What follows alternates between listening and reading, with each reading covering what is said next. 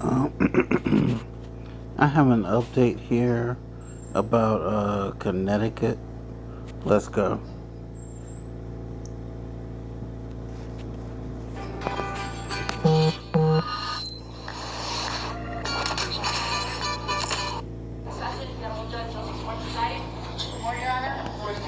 Please have a seat. No cell phones on and away. No talking. Before we begin, any objections to the media? No, Your Honor, not from the state. Madam Kimberly Sullivan, 2 on the Part A regular docket. This is about Your the Honor, is on behalf of Ms. Sullivan. She is present.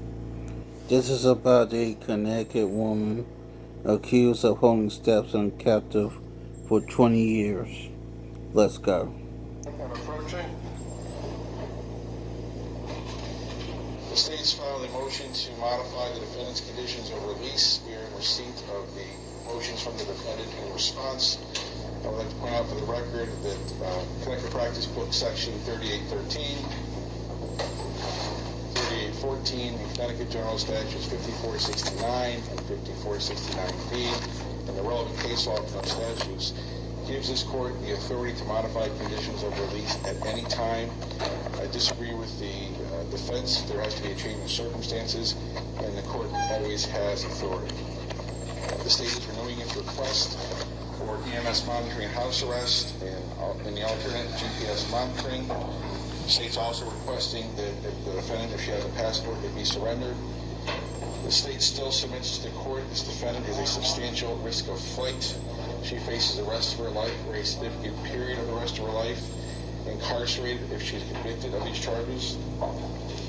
That makes it a significant incentive to flee this jurisdiction and to not appear in court.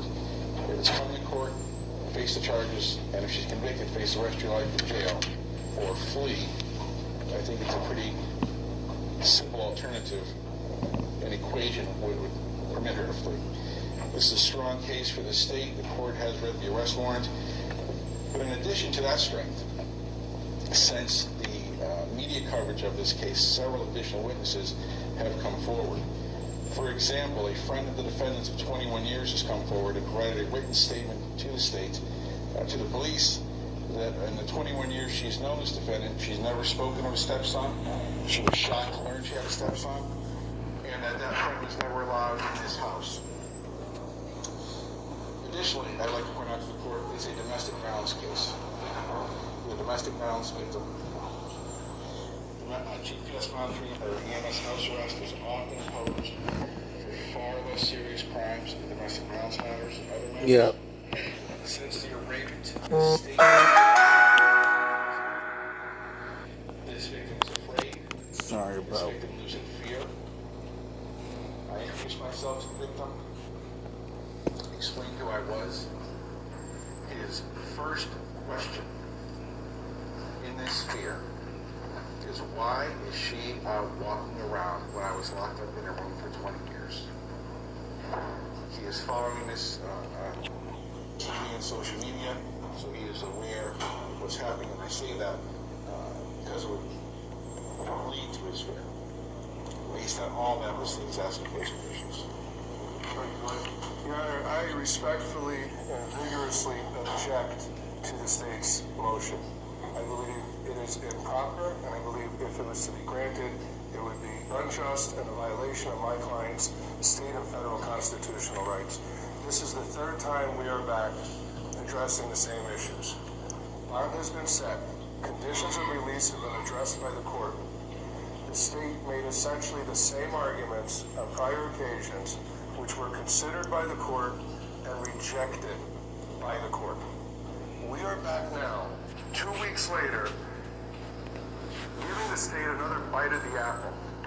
And the court was clear on March 13th, when the court rejected the conditions that are Why being am I sought. sweating so damn The much? judge at the time made clear she was rejecting those conditions and made clear that we would keep this on a short leash, basically, come back in 2 weeks or whatever, and if there were any violations, she would reconsider. A defendant must be able to rely on the representation representations and the orders of the court. And when a defendant is told, you will be released under these conditions, and if you abide by these conditions, you'll be fine. The only thing that has changed is now we have a 2-week track record of compliance. That is the only change that I have seen. That is the only documentation that has been provided to me, or that I've been able to see so far, is a report from bail indicating a track record of compliance. So the only thing that has changed in the eyes of the defense with respect to the case is that my client has been complying with the conditions and has done what has been asked of her. Despite the fact that she's complied with the conditions, we're now back seeking to add additional conditions. And I understand that the whole world wants to convict Ms. Sullivan, and the whole world already has. But this is the only place, the only room in this country where we have an opportunity to protect her rights. And as unpopular as that may seem, that's what's at issue here. Her rights. No one else's. When we talk about the constitutional rights and criminal law, Did a boy she locked up have rights? regardless of how unpopular it may be. So, Your Honor, I think it would be, respectfully, Your Honor, I think it would be a mistake to add conditions at this time. And I filed a supplemental memorandum.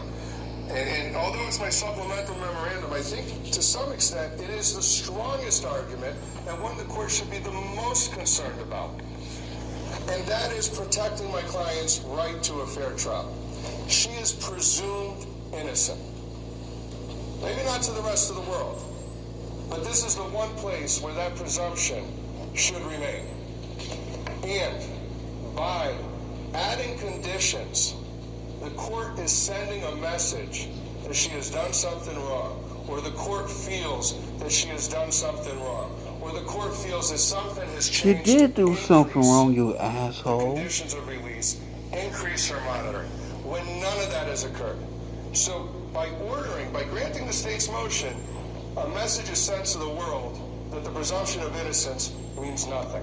And that cannot happen, Your Honor. And the presumption of innocence is tied to bail. I cited the Troconis case, which cites a U.S. Supreme Court case, which talks about the importance and how the presumption of innocence ties into bail. The whole world is watching, and if we add additional conditions now, we are sending If it was up to me, she would never got she has bail. done something wrong, or that the court believes she has done something wrong. I, as her attorney, stand by her. She is presumed innocent, as unpopular as that may be. Now, getting back to my original arguments in this, Your Honor, the court on Wednesday referenced the Ayala case. And I looked at the Ayala case, and this is distinguishable. Yes, the court has the inherent authority to set conditions and modify conditions. Just because the court has the authority doesn't mean that it should exercise that authority. And I'd ask the court not to exercise that authority. In Ayala and in all the other cases where there's been a review of a court adding conditions or revoking bond or impacting bail, there has always been something to trigger it. Some violation of condition of release, some concern that the defendant will not be able to appear in court or is a danger to anyone else. She has appeared in court despite the difficulty in getting here. There are serious safety concerns for her. Putting her in a specific area where she cannot leave will only create additional safety concerns. There are numerous threats against her. Numerous people have made threats. They're posting them online, talking about not waiting to be able to see her out in public. She needs to be able to have freedom of movement, and at times, in fact, Your Honor, I've actually advised her to leave the state initially, given the media attention, for her own safety. If the court was to put her on a Was that boy she locked up safe? she would not be able to do that. If the court put her on an EMS, she would not be able to leave the residence where she is. That would create additional safety concerns. Getting back to the law here, though, Your Honor, I think the Ayala case is clear that there needs to be, I think it calls for some type of violation. Whether you call it a change of circumstance or not, that's something that has been used, an argument that has always been raised in our state courts here, and I believe it is an appropriate consideration, Your Honor. Your Honor, my motion also details for ties to the community all the things that the court's already considered in setting the appropriate bond here, Your Honor. Everything has been considered by the court, it's been evaluated, and there is nothing different. I understand there's a lot of public pressure, and the public sentiment may be that there should be more conditions on her. But the bond that's set is appropriate, the conditions that are set are appropriate, she's abiding by those conditions, the state has argued this before, it has been rejected, there is absolutely nothing new other than a positive track record. Your Honor, respectfully, I cannot understate how strongly I feel about this. I do not believe any change in the conditions of her release would be appropriate right now. I believe they would have a direct and significant impact on her right to a fair trial, and I believe it is a dangerous message for the court to send, and it is one that will impact and bear directly on the presumption of innocence, which is something that is crucial in this case, because nobody has afforded her that. And we look to the court to protect that. Your Honor, respectfully, I ask the court to deny the state's motion. We're here today on the state's motion to add conditions of release, specifically either EMS house arrest and or GPS monitoring, in order to reasonably ensure that A, she appears in court, and B, to protect the safety of the public. And in making this decision, I'm instructed by General Statute 54-64A, subsection B2, to consider the following factors when considering any conditions. And I'll just go through them one at a time. First, the nature and circumstances of this offense and the seriousness of the charges against her. There are 2 B felonies. One of them carries mandatory minimum jail time. There are other felony charges against her, in addition to that misdemeanor charge. And the allegations are arguably the most troubling that I've seen during my tenure as a judge, and show really an unthinkable amount of a lack of empathy. And I do stress that they are just allegations at this time. 2, her past record of appearing in court. She has no prior cases, no prior failures to appear in this case. Her family and community ties to the area. She has 2 daughters in the area, and I believe she is temporarily living with them, but she has no permanent address. We learned that since the last court date. As far as her employment record, to my knowledge, she has worked for the majority of her life, most recently at J.C. Penney. As far as her financial resources and her mental health condition, I'm not aware of her financial resources at this time, but since the last court date, it has come to my attention that she was admitted to the hospital to address certain mental health conditions. As far as the weight of the evidence, we haven't pre-tried the case, there hasn't been any discovery. I don't know how strong the case is for the state at this time, but since the last court date, according to Attorney Thurkelson, he has spoken with the complainant who are learned additional information about the case and additional witnesses have come forward. So from the state's perspective, it has gotten stronger. Whether she has been previously convicted of similar crimes, again, she has no record, so she hasn't. And the likelihood that she would commit another crime if she is released, which she hasn't, but as far as the GPS and the EMS condition. On the one hand, she has no record, so you could easily argue that if she has no record to date, she is unlikely to commit any crimes while she is released. On the other hand, I can see the argument that someone who could show, again, just according to the allegations, someone that could show such extreme indifference to human life and such a lack of empathy, if that person who committed that type of crime likely to commit another type of crime.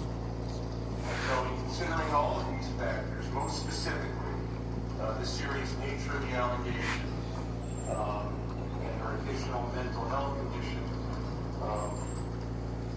the mental health conditions in particular, since we learned from the last court date, as well as the fact that we learned that she has no permanent residence at this time, I think putting GPS monitoring on her is appropriate to protect the public and to ensure that she comes to court. However, I am denying the state's request for EMS house arrest.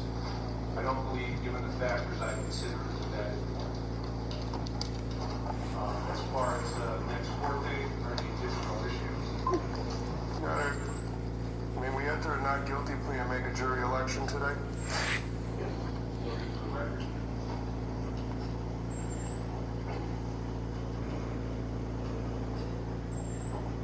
With respect to a next date, Your Honor, is April 29th acceptable? Let's leave it as for sure. What date in particular? I would like 3 weeks point to knowledge and compliance to the update the board and discovery process. You want to say April 15th, I'm away that week, Your Honor. 22nd?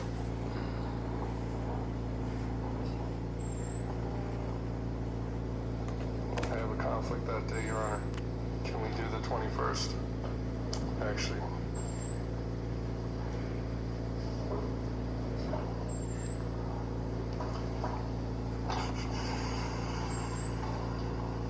Your Honor, we'll make the 22nd work. I can juggle that. No, I agree with her. These are just allegations. You are not guilty. You have the presumption of innocence. You will get a fair trial. The reason I put GPS monitoring on you has nothing to do with you being guilty. It should be interpreted that way. We get discovery, the state